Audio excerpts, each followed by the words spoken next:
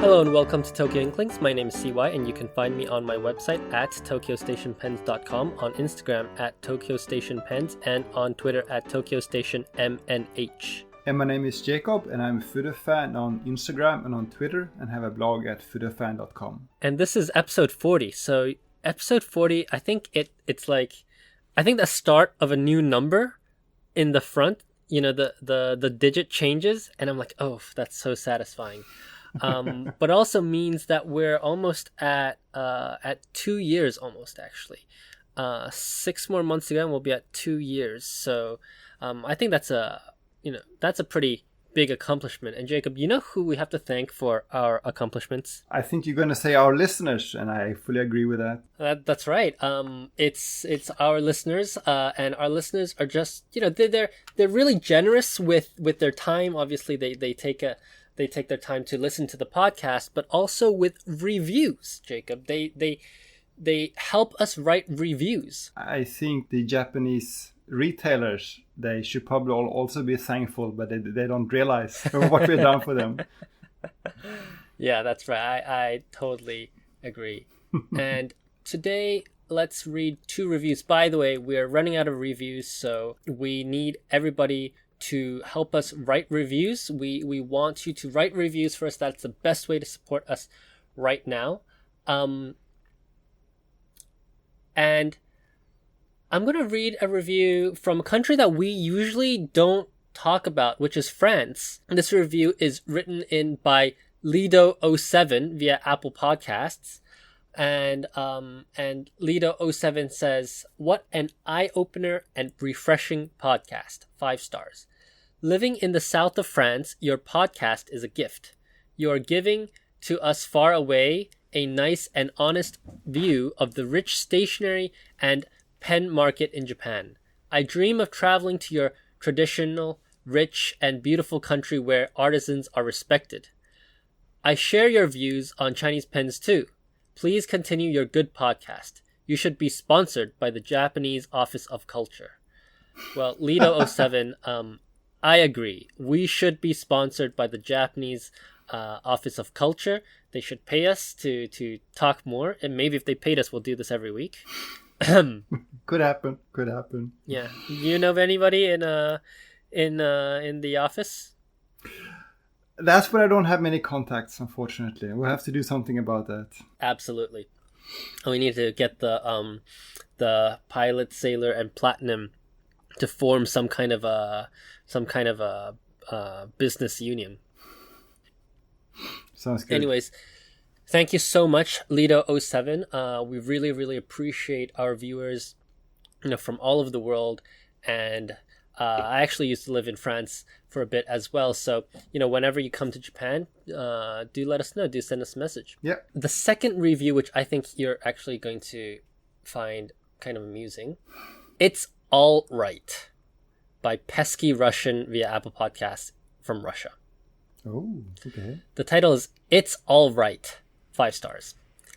"Helps me keep my wallet nice and slim like a petal of Tomoe 52 in mid-March.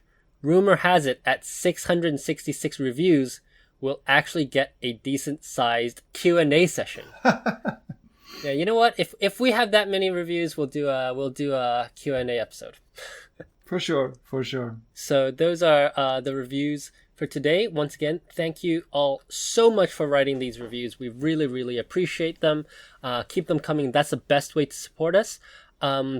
If you're not using Apple Podcasts and you're using some other kind of social media like Reddit or Facebook or Instagram or TikTok, tell people about us. You know, make us your Instagram stories, make us a Facebook post, go to your fountain pen groups, you know, post about us in your private groups, in your public groups. Let people know that we are a resource that exists and that we give out free information about Japanese stationery pretty much every 2 weeks. So if you like us, if you like what we're doing, please do help us out, and we really appreciate that. Absolutely. All right, on to our main topics of the day. Jacob, I know that last time we spoke, you had just gotten some pens in from China, and then afterwards, Bainey on Instagram dropped that she was releasing 4 new calligraphy nibs. Yeah. And including the long-awaited gold nib from Pen BBS. Now, I think I was the one that informed you. I said, hey, the nibs are dropped. But that was also at 2 o'clock in the morning. So I think you saw it like a few hours later. And I think, were all the gold nibs sold out already? Well, all the nibs were sold out at that point. So I had to wait a few more days. And then suddenly, like one morning, they were suddenly back in stock. And that's when I ordered them. And which ones did you get? So I got number 3 and number 4. Okay. And you skipped number 2. Well, so that was because number 2 was not in stock at that point. Okay. And the gold one, did you get the gold one? No, I didn't get a gold one either. So I got the gold one, and I got number 2, 3, and 4. And in hindsight, now I'm thinking maybe I should have gotten 2 gold ones because, first of all, there are 2 different types of alloys even in the gold one. There is the DE and the Z8. And I got the DE, which Bainey on her post said that she felt was a bit more smooth. So I've not really had the opportunity to try them both yet. But I was thinking I should probably also have gotten another one so that I can weld them together to make a super Pen BBS cross point or something. How much are the gold nibs? I never saw them because they were sold out. They're about $100. They're not super cheap, but they're probably one of the cheapest gold nibs that you can find on the market because Platinum has raised its prices now, so their base is $150. Yeah. And so, at about $100, I think it's worth it because the Pen BBS gold nib is actually bigger too. It's a bit longer. Yeah, they're a bit longer, and they have, obviously because they are these Naginata-ish nibs, they have more tipping than your regular, fine, medium, even broad nibs, right? Yeah, that's right. And I think they could be a great alternative to Yovo nibs. Yeah. I believe that they should fit in the housing too. So, anyways, I think they're fantastic. I tried the gold Naginata or the gold calligraphy nib, and my initial impressions is that it's fairly smooth on the regular writing, but the reverse writing was almost unusable. Which, by the way, is true with Sailor's Naginatas as well. Yeah, but I did think that there was like this kind of feedback, so I did kind of polish it out a bit before I went on and used it.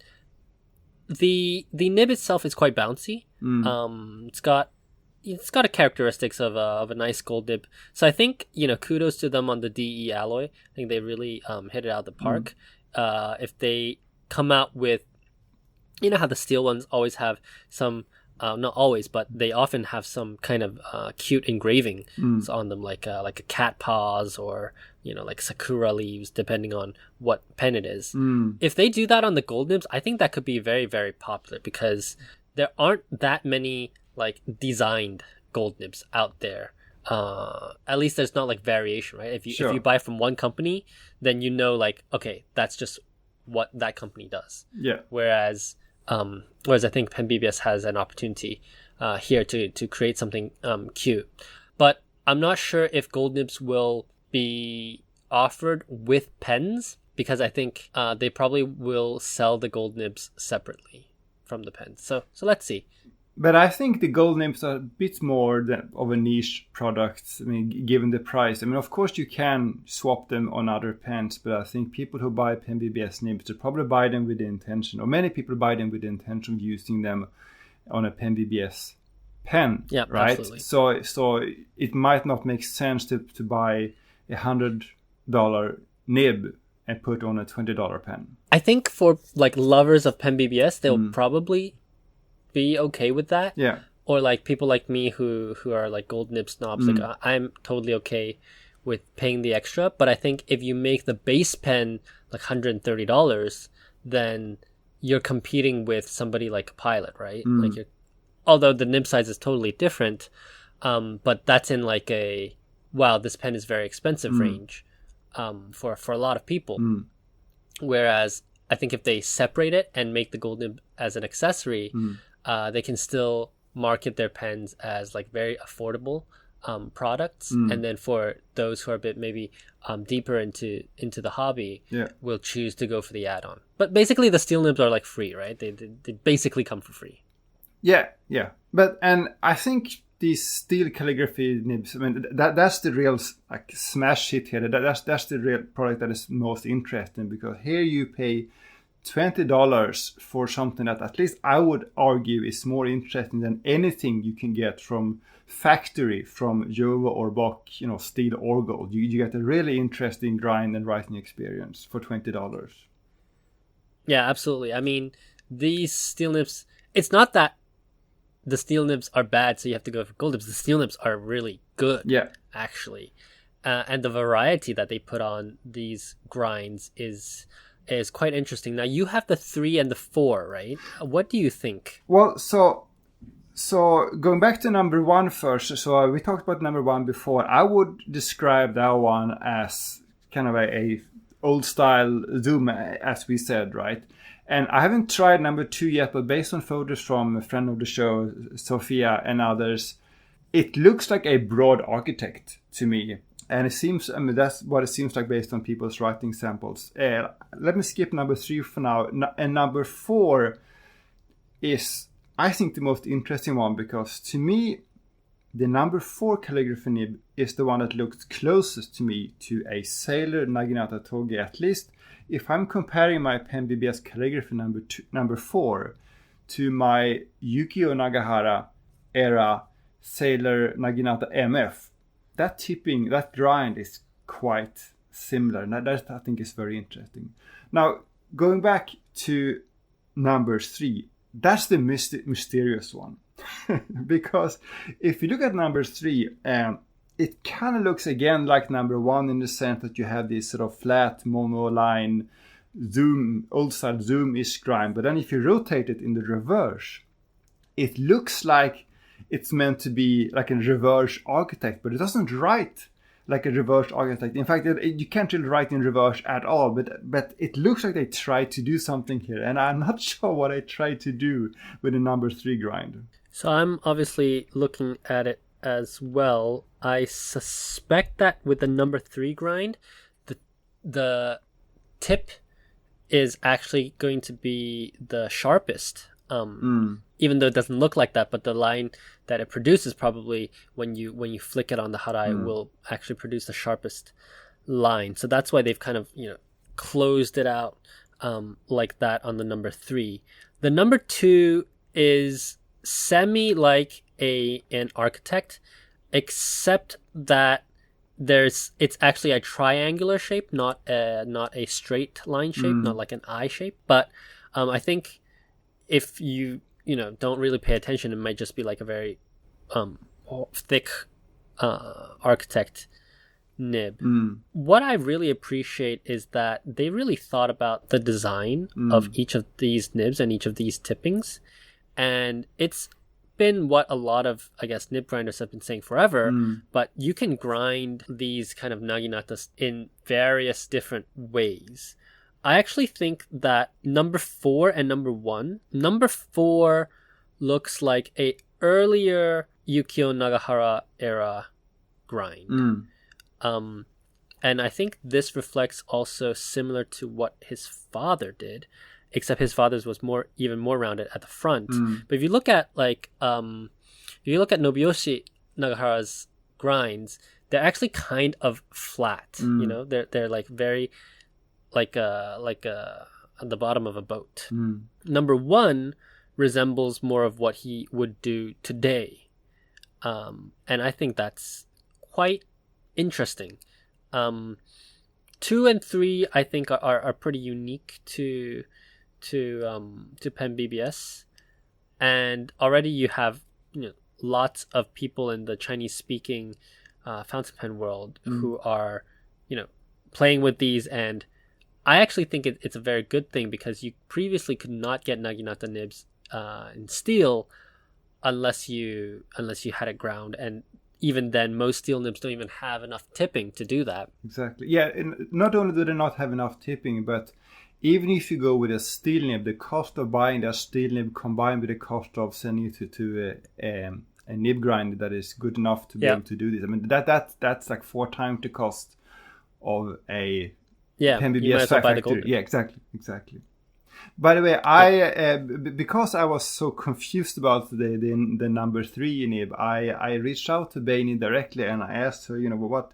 I told her, I got these nibs. They're all great. I love them, but I don't quite understand what the number 3 is about. So, is there anything you can tell me about the idea behind that grind? And she replied saying that, well, basically she didn't know in detail, but she said that this is really long. So Pen BBS mastermind, Mr. Long. This is just one of his many experiments, and we are kind of guinea pigs because he is going to release over 20 of these different calligraphy nib grinds, and the ones that are most popular are going to stay in the product lineup. So right now we are effectively beta testers and guinea pigs. I hope he does more in the gold nibs too. I'm now thinking whether I should buy a bunch of gold nib ones, so that I can bring them back and weld them. By the way, one thing that I think is interesting about this Pen BBS Naginata style or calligraphy nibs is that it looks to me like the tines are like a bit slimmer than on the regular nibs, which is also true with Sailor's Naginata nibs, right? So it's as if they did the same thing. I'm not sure if it's actually slimmer or if it's an optical illusion, so I'll need to check after that. But I think on my profile there is a picture of a steel nib Pen BBS that you took for me, actually, this picture. And I'm looking at it right now, and it does look like that tine is fairly thin as well. Yeah, we'll have to take some new photos and compare side by side, but at least it looks to me like the tines are quite slim, which is one of the hallmarks of Sailor's Naginata Togi nibs. Yeah, for sure. All right. But last week, and oh my god, I got so many messages about this. But last week, we both got an interesting postcard in our mailbox. Yes, actually we got 2. At least I got 2 of them, and this was I got 2. This was rather confusing, and I only today finally understood. So, starting next week, next Wednesday, there's going to be not 1, but 2 parallel like mini pen shows, like mini retail events at Maruzen, both at their Nihonbashi store and another one at the same time at their Marunouchi Ozu store. So there are going to be 2 separate pen events next week, and this is, according to Maruzen, I asked them today, this is the first time they're doing this kind of event in September. And what's interesting is that the as usual with these Maruzen mini pen shows, they have like exclusive products, limited edition products, but the product lineup at Maruzen, in Nihonbashi, and at Marunouchi is different. So only at Marunouchi you can pre-order and you can buy a new store exclusive pilot pen that is called Tokyo Renga. So Renga means like brick, right? And this is based on Pilot's custom 742, but it's a sort of this red brownish brick color, and it has this pattern on the barrel, and on the nib there's this like brick pattern. And the reason why it's called Tokyo Renga, they explained to me today, is that back in the day, most of the buildings around the Marunouchi area, including the Tokyo Station building, was brick buildings. So this is a reference to how Marunouchi looked like in the past, and that's why they also have this brick pattern on the nib. So this is one of the exclusive pens, and you can only reserve that one. You can only buy that one at Marunouchi, and it's 30,000 yen. Which I think was, given the recent price increases even from Pilot, that seems fairly reasonable. I think Yeah. And especially they have the guilloche pattern. Exactly. So it's not just like a random, like smooth barrel Yeah. pen. They've actually done something extra to this. I think that's fairly reasonable. Yeah. And also, only at Marunouchi, you can get 2 new exclusive inks. Yes, so actually I went to Nihonbashi today and I asked them about the inks, and they said they don't think they're going to get those inks in Nihonbashi, so probably only Marunouchi. And the 2 inks are called Waka Remon, so like young lemon. young lemon, and which is not an yellow ink but a green ink, as I saw today. So I went there today and they had it inked up in one of those brush pens, and it was this light green, a little bit like Pilot's Chikurin, that kind of style. And the other one is called Marunouchi Oasis, and that one is like a light blue ink. Mm-hmm. So that's the lineup at Marunouchi. Do you want to talk about the Nihonbashi ones? Sure. I think I actually threw away the postcards. But at Nihonbashi, there's actually going to be a few more, and I think it's quite curious that they actually split Shishikura's time this time. Because Shishikura actually at Nihonbashi will get an exclusive sailor. Yeah. But that exclusive sailor is actually it's actually not theoretically a collaboration with Maruzen. It's actually just a Sunrise trading edition that they're going to sell at Maruzen. Yeah. So I think that's fairly like strange / interesting. I mean, I'm okay with it, I guess, but by itself it wouldn't be anything strange at all. But what's weird about it is that they're actually going to release at the same time another pen, which is the Compass, at Nihonbashi. So normally what would happen is that Shishikura will sell her pens when she is there. Yeah. But this time, because the pen fair is happening at the same time, you actually have to go to both stores in order to get both of them. And what's interesting is that the amount that you can pre-order differs by the store. So I was able to pre-order... As you would know. Yeah, as I would know. I was able to pre-order more pens at Marunouchi versus Nihonbashi. Actually, I was able to order 4 times more in Marunouchi. So I think it's interesting in that sense that, you know, when I asked her, hey, can I pre-order through you? Shishikura actually told me, sorry, because we have to deal with both of these stores, you have to pre-order with the store. So there's that. But there's also a few more, I think Ohashido and Eboya.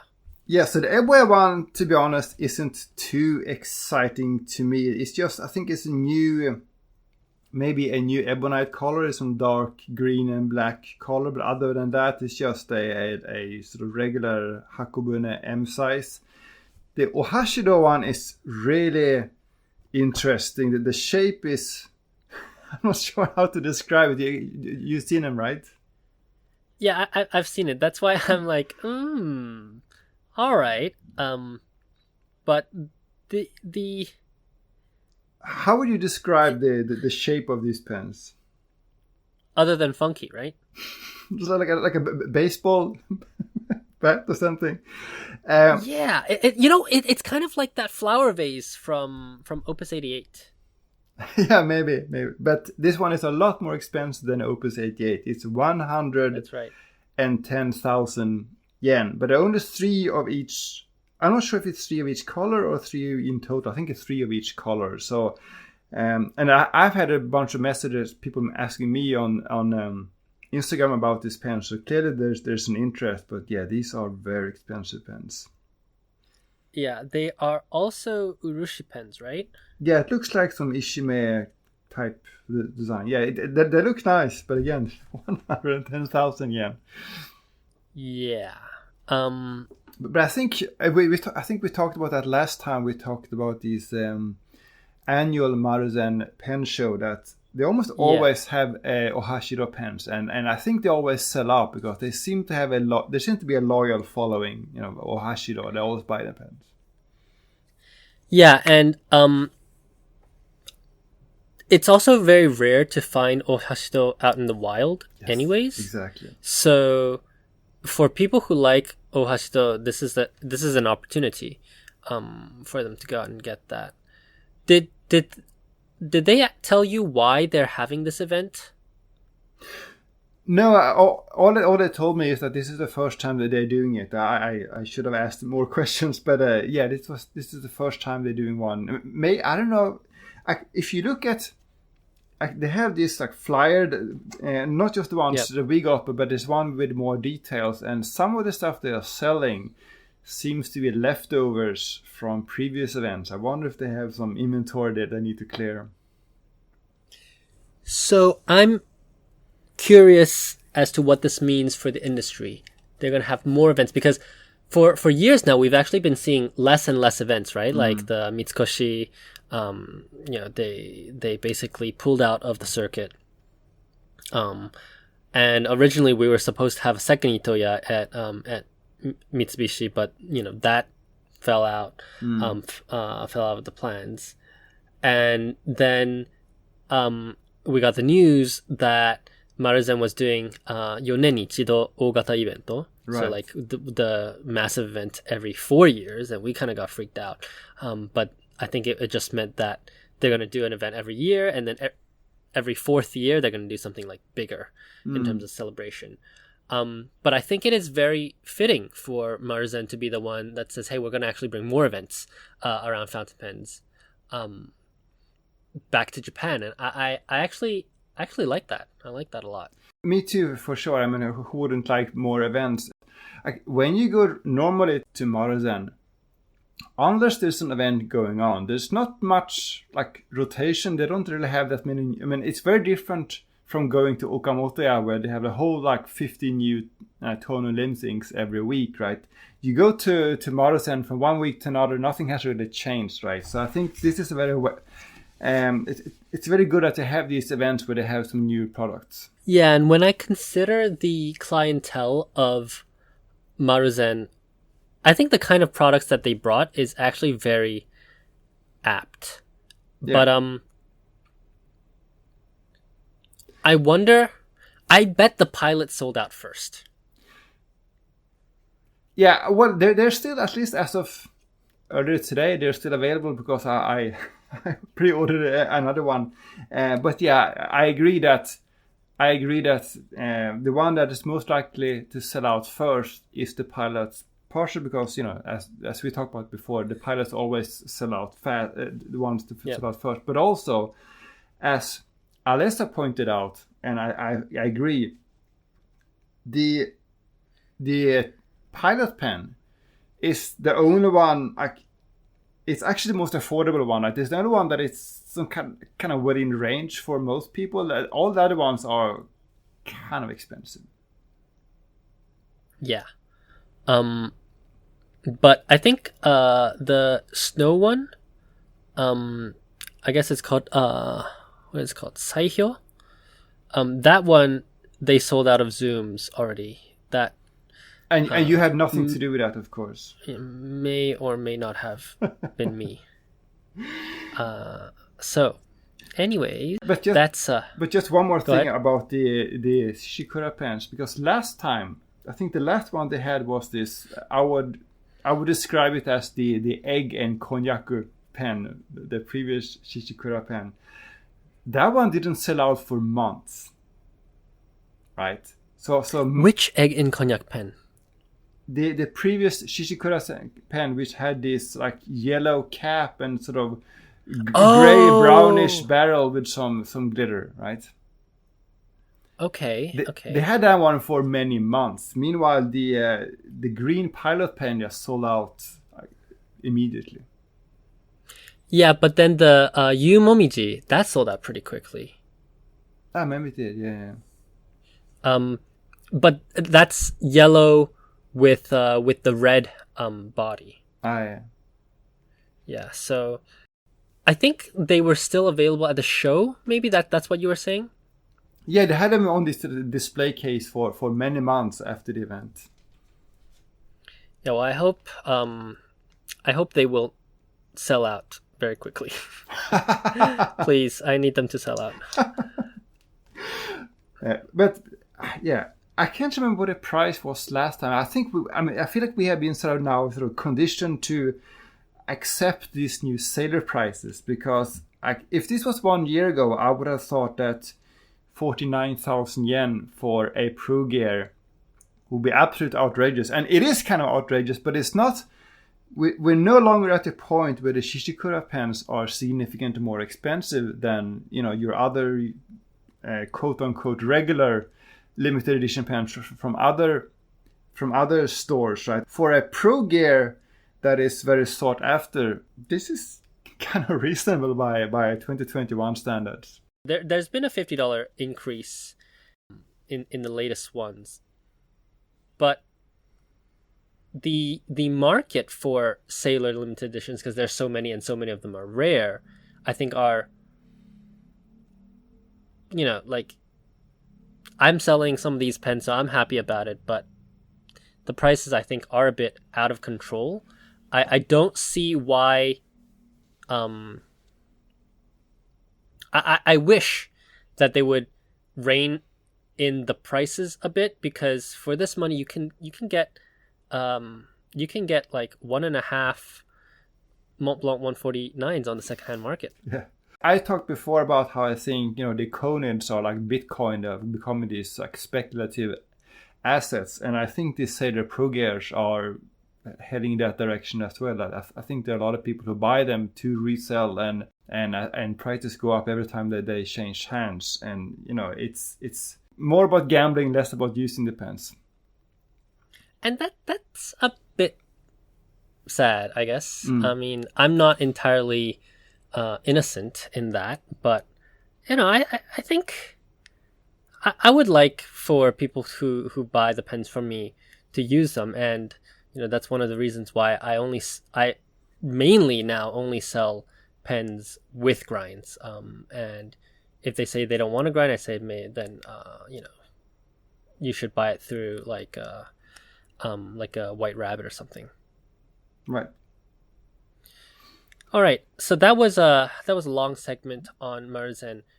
We've got a lot of other topics Yes. as well, but few things about Platinum actually. Platinum is discontinuing their Platinum President line, and Jacob, I know you've used a few of these presidents before. What's your opinion about that?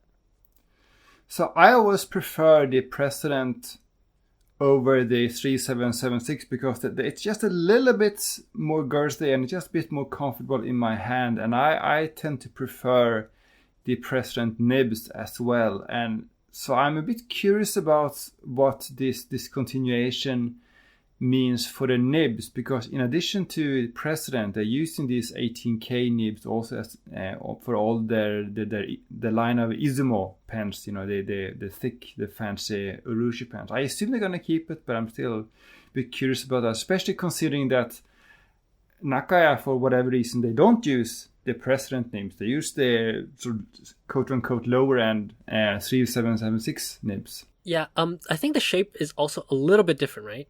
They are actually surprisingly similar. I mean, they look different because of the engraving, but they are surprisingly similar side by side. Yeah. But speaking of nib changes, Platinum, our favorite Oyaji blogger came up with some interesting findings. Yeah, so I mean, we talked a lot of times about this before, but he has a blog that is quite well known in our little pen community here, and where he posts his opinions and thoughts about fountain pens. And he wrote a recent post about how he was doing nib adjustment on the most recent Wagner 2021 pens, and he found them to be a little bit more stiff than, or a little bit more difficult to widen the tine gap, for example, than on other earlier Platinum C776 nibs. He was wondering what's going on there, so he measured the weights, and he found that these 2021 Wagner C776 nibs, they were 70 grams. And by comparison, the previous years, the Wagner 2020 nibs were 65 grams. And then he took one of his older, like regular Platinum 3776 nibs, and that one was 60 grams. So, and he said he measured like 10 times, and he used some precision equipment. So this is all very precise numbers. So he is arguing that Platinum's 3776 nibs are getting thicker, heavier, and his theory seems to be, and I'm not sure if I agree, but he seems to think that this is all about increasing customer satisfaction, and he argues that this might be why Platinum is increasing prices. I don't know about customer satisfaction.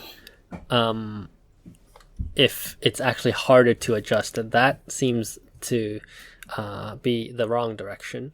But I must imagine it has something to do with the alloys, right? Like it must be that they're experimenting a bit with different alloys. Because the size of the nib has to be the same because the feed is the same. You would think so, yeah, exactly. And therefore it must be the composition which is changing the weight, if it's true. But that was very interesting. I found that quite fun, and I think it's almost like a throwback to the olden days where Moriblog was a source of information, but then the very next day he posted about the new Waldman pen. Well, he has had a few other interesting posts recently. One was, for example, so we talked recently about, it kind of seemed like from one of his recent emails that we're not going to get any more Wagner 3776 pens, right? Turns out that is not actually the case. What he wrote recently was that he could only do one of them this year. Previously, he's done 2 3776 models per year, but this year in 2021, because Platinum was so busy, the factory capacity was at its max or whatever, he could only do one, but he will do another Platinum 3776 Wagner pen next year. So we know that, which I think is going to please friend of the show, Freya, among other people. Yes. So that's yes, absolutely. That's good news. The other thing he said, which is particularly interesting given what you just said about the president, he is saying that next year's anniversary pen for his pen clinic is going to be a Platinum president again. So we'll see if that can be the case. Yeah, but certainly something to watch out for. For sure. And kind of rolling off of Platinum, I published a new article on Nakaya recently. Yeah. And have you read it? I have read it. I have some thoughts, but go ahead. I did think that it's quite interesting, the history of Nakaya, because a lot of people think of Nakaya as this super high-end brand, really, really expensive. And I remember, and I'm sure, Jacob, you remember a time where Nakaya was actually considered the affordable urushi brand, right? I mean, you could buy a Nakaya for $300, $400 just less than a decade ago.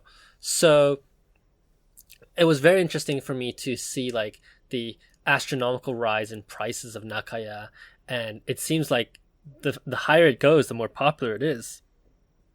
There's also been, of course, a lot of complaints that recently Nakaya's quality has been a bit slack.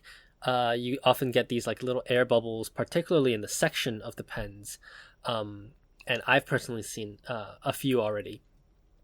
So I kind of wanted to dig into the history of Nakaya, and I found some interesting tidbits.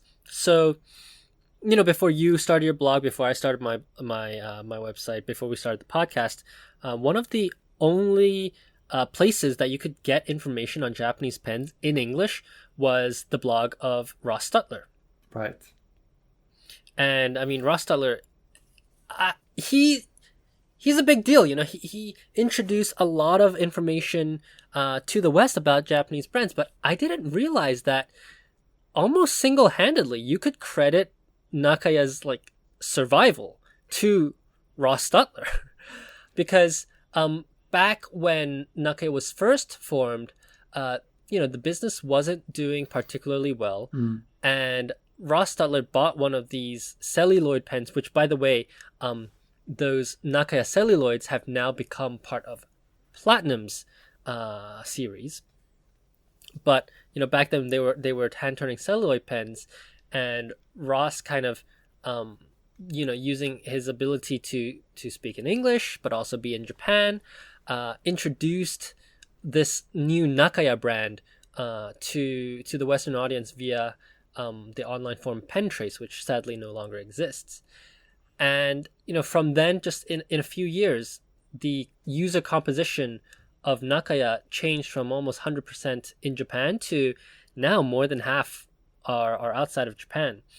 So I did really want to dig deep into that history, and I found that it was pretty interesting that we now know Nakaya as the Urushi fountain pen manufacturer, but in fact they neither started out making Urushi pens, nor was the idea for making Urushi pens even something from an employee of Nakaya. It was actually from their customers. So I won't blather on more and more, but read the article if you would like to learn more about Nakaya. I think it's really interesting history here, and I'll probably do more around the other brands as well. So I think the vast majority of our listeners have never heard of Ross Stutler, and that's not very surprising because he just disappeared from the scene. Right? I mean, we know that he 17 years ago. Right. We know that he has an Instagram account. I think he's posting some drawings or whatever, but he's not at all involved in the pen community as far as I can tell,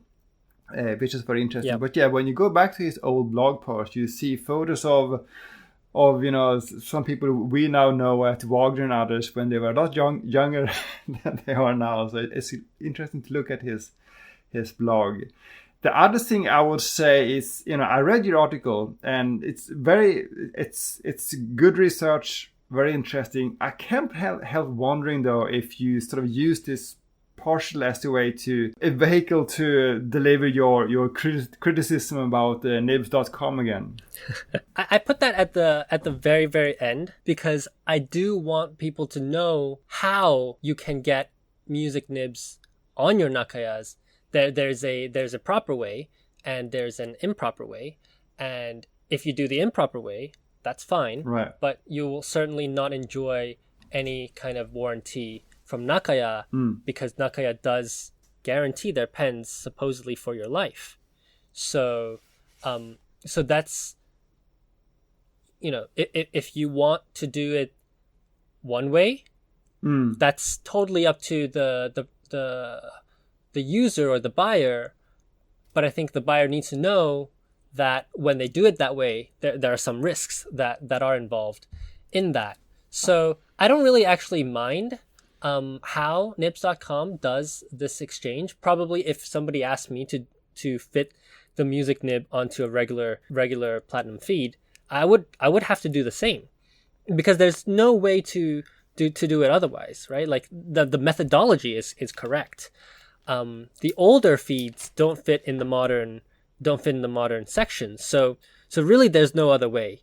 The question is, are you aware of that or not? Right. And I think it's fine, but for sure, just getting that information out there that when you do, it does carry some kind of risk. Right. That's still an important thing to note. Yeah, makes sense. Yeah. But otherwise, what else did you find about? What else did you think about the article? I mean, you post. It's the same for me, but once every blue moon, Once a year. right? Yeah, exactly. But it was well researched, and I think people would like to see more of that. What do you think about the visit to Chicago, and particularly with John Modishop? Because I know that a lot of people had asked me why is nibs.com the sole retailer? Why are they the official retailer? And, they're actually not, but they are in fact the only place that you can buy retail Nakaya pens. And that John Modishop basically taught them how to make stubs and how to make italics. What do you think about John Modishop's kind of knowledge sharing, and how do you think that impacts them? I'm not sure. I'm not sure about that. But are you saying that nibs.com is the only retailer in the US or like worldwide? In the US. Okay, because you have in like Singapore, like Aesthetic Bay and others. Yeah. For King, I think so. Yeah, there are a few like elsewhere, but in the US, because the US is their biggest market, right? You'd expect them to have more retail presence. Yeah, I'm curious about that, because surely other retailers would have, if they know that Nakaya is a popular brand, they would have approached Nakaya and at least try to get a deal done. Yeah, exactly. So, yeah, who knows? Who knows? Yep. All right, and then we have some techo and plotter topics, because I think last week or the week before, I really don't remember, but Brad and Mike were talking about these plotters, because congratulations again to April from Penguins Creative, who's now kind of spearheading Plotter in the US, but Plotter USA has officially launched at the San Francisco Pen Show. So really kudos to the team there who's bringing this amazing product out to the US. Yeah, so I wanted to talk about this because we have on a number of occasions on this podcast we have talked about these system techo planners, and I think the interest from our listeners has probably been lukewarm at best, because there hasn't been a really good way to buy these Japanese system techo planners outside Japan, right? But that has changed now, as you say, because Plotter is now available in the US, EU, at least outside Japan, was recently launched, right? And now you see suddenly everywhere on Instagram these, influencer unboxings and like reviews, and people are asking, what is this thing? What is the Plotter? Is this an all new product category? What do I compare it to?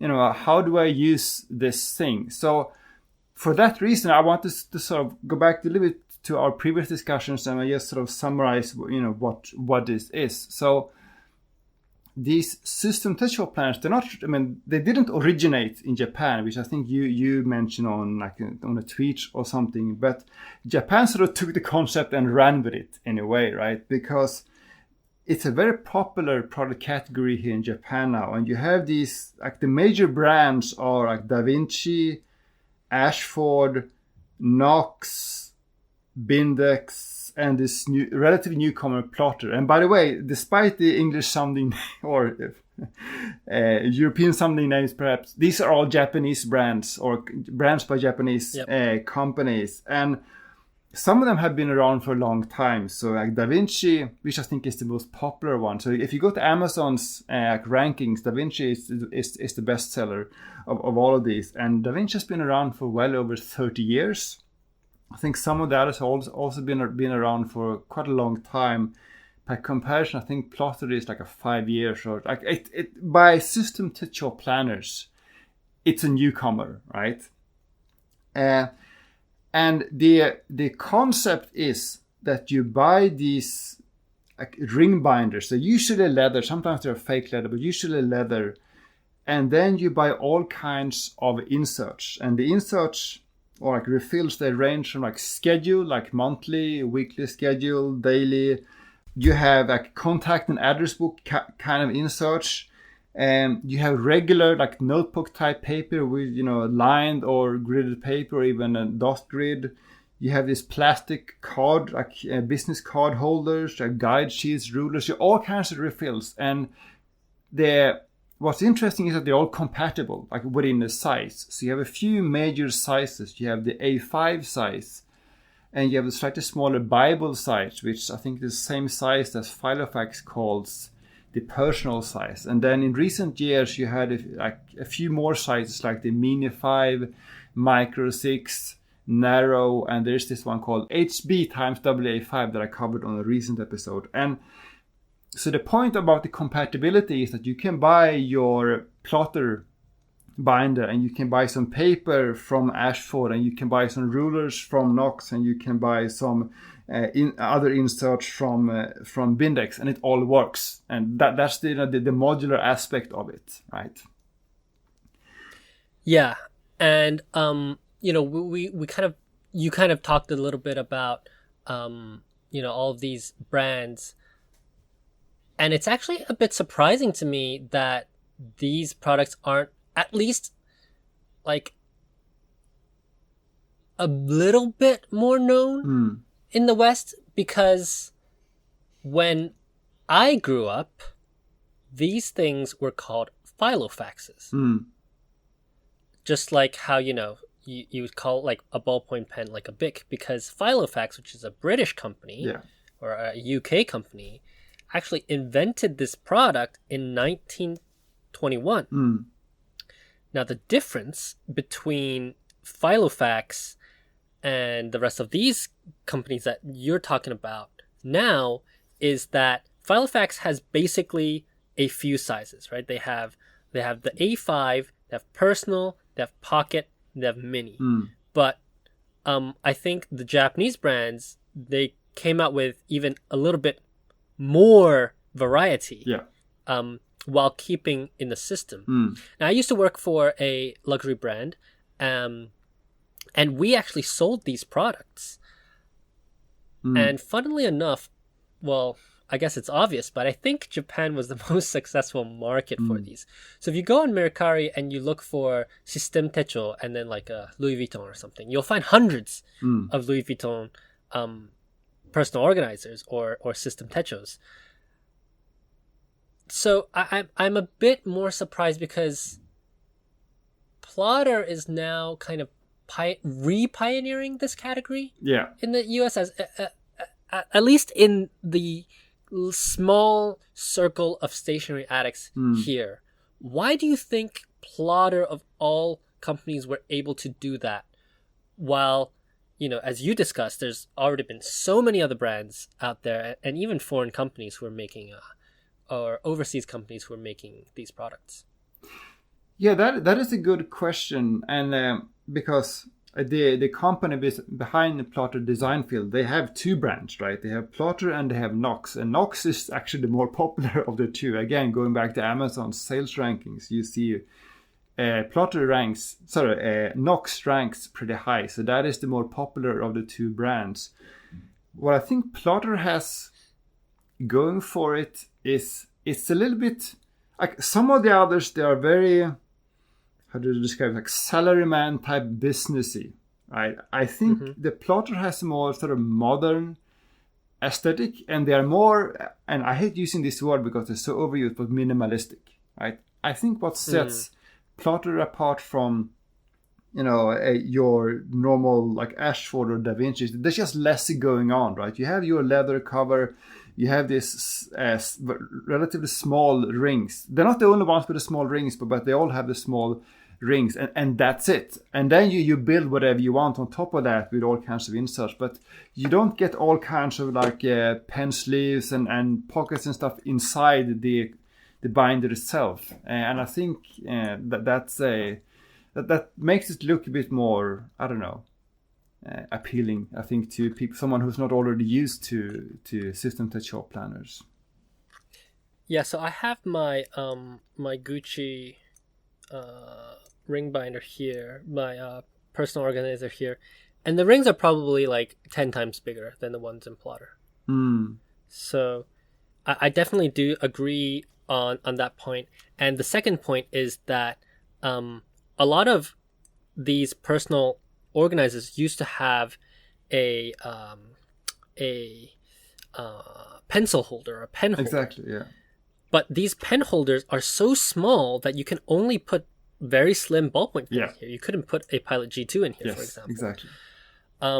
So that's probably why people who are kind of a bit more passionate about their stationery wouldn't have known this product. And the second thing is that the Plotter also lies flat, whereas the personal organizer that I have, it has this buckle, but the buckle part kind of curves back in, so it is a little bit hard to write with. So it's good for like jotting down notes, but a plotter allows you to actually sit down and write even longer periods of time. So I think that's pretty cool.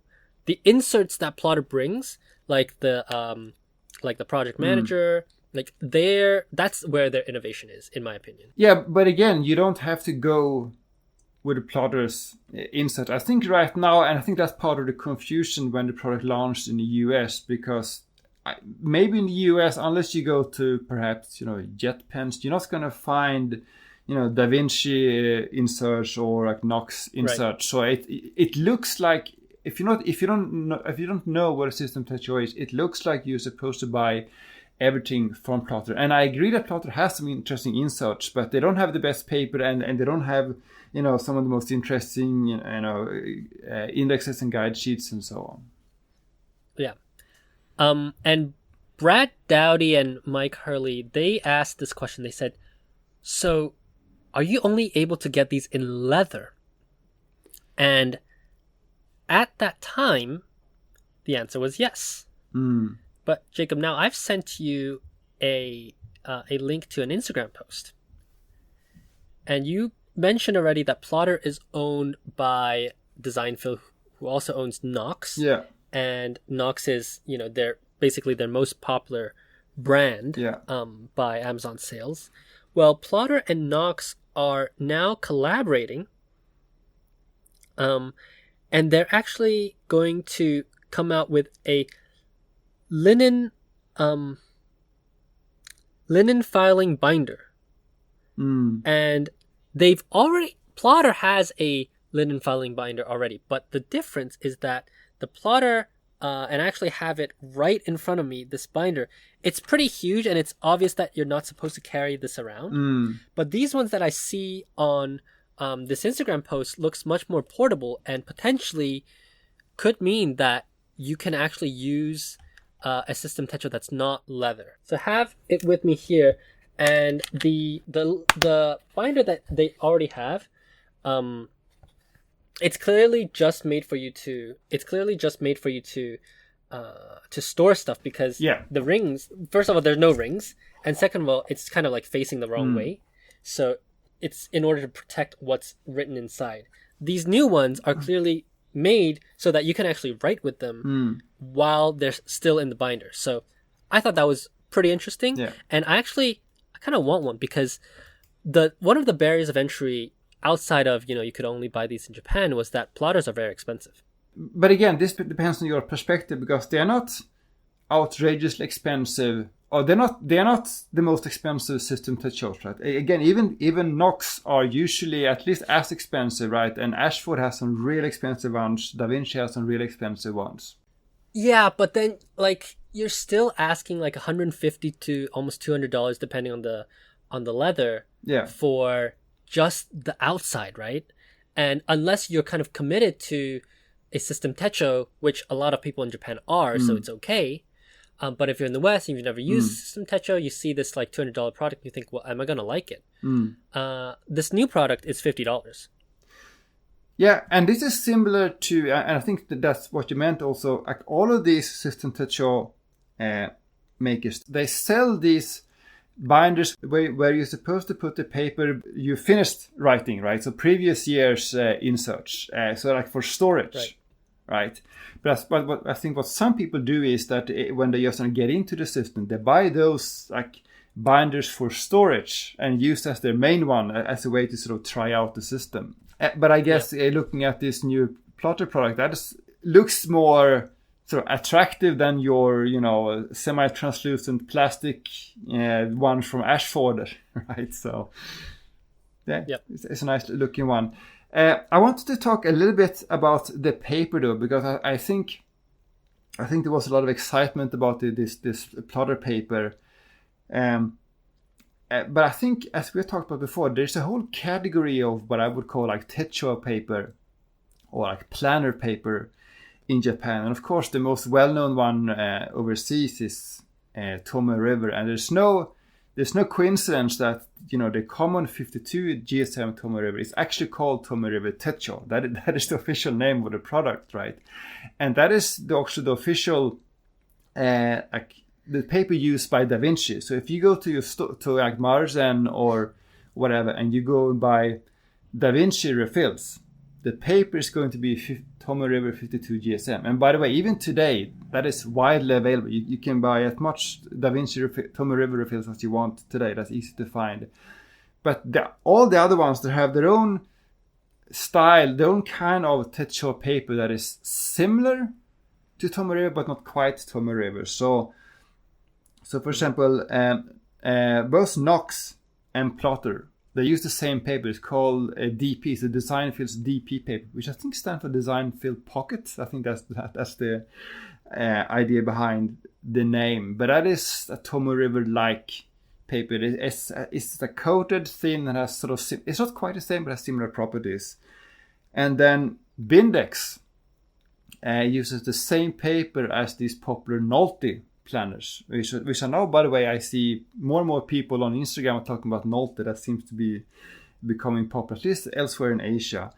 So both Bindex and Nolte, they have a type of paper which they haven't named. I can't find the name for it. They just call it their original techo paper, which again is Tomoe River-like, but not quite Tomoe River.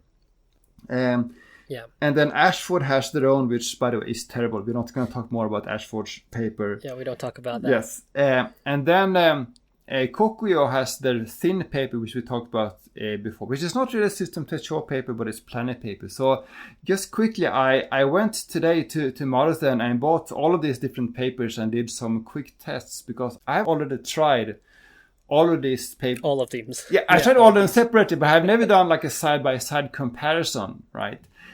So I wanted to do that, and I did my usual stress test where I use fooder nibs or coarse nibs with ebonite feeds and all kinds of problematic, like feather-prone inks. So just to really see at what point you see feathering and bleed through. And I did a few quick tests, and I would say, based on my tests, perhaps not too surprising, the paper that makes the ink looks the best is still Tomoe River 52 GSM out of all of these. That's probably to no one's surprise, but a very close second place is actually Kokuyo's thin paper. It has really pronounced shading and it looks quite vibrant. The only problem with the Kokuyo's thin paper is you turn a page and you sometimes with certain inks see a little bit of bleed through. But also what Tomoe River and Kokuyo thin paper have in common is that ink dries very slowly, and depending on how you use your planners, that might be a major drawback. At the other end of the spectrum, both this DP paper, the Plotter Knox paper, and this Bindex paper, the Nolte paper, they are very similar in that ink dries very fast. But it also looks a little bit more sort of flat in the sense that you see the shading is not quite as pronounced, and you can kind of see more of the sort of paper fibers on the page when it's dry. But the ink dries much faster, so you could argue that it's more suitable for a planner like on the go. So that was sort of my test. So I would say if you were to compare this Plotter DP paper to Tomoe River, I would say ink does look better on Tomoe River, but ink dries faster on DP Plotter paper. So it's probably more practical for like daily planner use. Yeah. So the next step is a B7 Tranix. Yeah, but I would not call that techo paper because it's a little bit thicker. But that's what I use myself. And that actually goes back to one of the advantages of system techos. Right? You can buy paper cutter and a hole punch, and you can make whatever refills you like. So I use an Ashford, this square-shaped HB times WA5, and I cut my own B7 Tranix refills. That's what I enjoy using.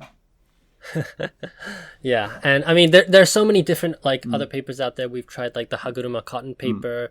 There's like a bunch of different papers out there.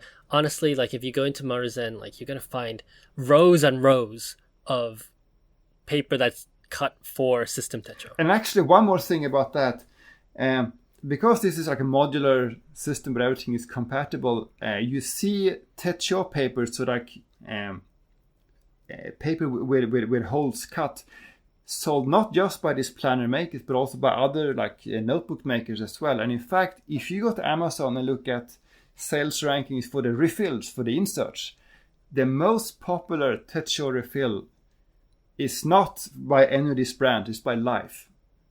So Life, the company behind these noble notes and the paper pads and whatnot, they make the most popular, according to Amazon's rankings, the most popular techo paper in Japan. Yeah. But these things are great products. The modularity is the reason why I think it's so popular. You can, if you don't like it, or if you did a page that you don't like, just throw it out, go to the next page. And there's a lot of opportunity. So I hope this product gets the recognition that it deserves in the Western market as well. Yeah, for sure. All right, so I think we're pretty much out of things to say, even though we've been going on and on for about 70 minutes now. So listeners, if you're still with us, thank you so much for being here with us again. Remember, please share the podcast with your friends. Please post about us on those fountain pen Facebook groups that you have, those WhatsApps, those TikToks, anywhere that you have a fountain pen friend. We want you to talk to them about us because that's the way that this all works. That's the way that this grows, and it's free. It's free to listen to us, and we're obviously very happy to bring content to you, but we need your help to grow the podcast. So once again, please help us out on that. And it really means a lot to us. And if you can, do write a review as well, and we will read it on the podcast. And maybe one day we'll do more Q&As. Yeah, maybe one day we'll do more Q&As. Maybe 666 reviews is too easy, let's say. Because we're eventually going to get there, right? What if we do like 666 Patreon subscribers? Yeah, when we have one. Yeah, we first need a Patreon. Yeah. Yeah, first we need a Patreon. All right, and with that, you can find me on my website at tokyostationpens.com, on Instagram at tokyostationpens, and on Twitter at tokyostationmnh. And my name is Jacob. I'm Foodafan on Instagram and on Twitter. I have a blog at foodafan.com. Bye-bye. Bye-bye.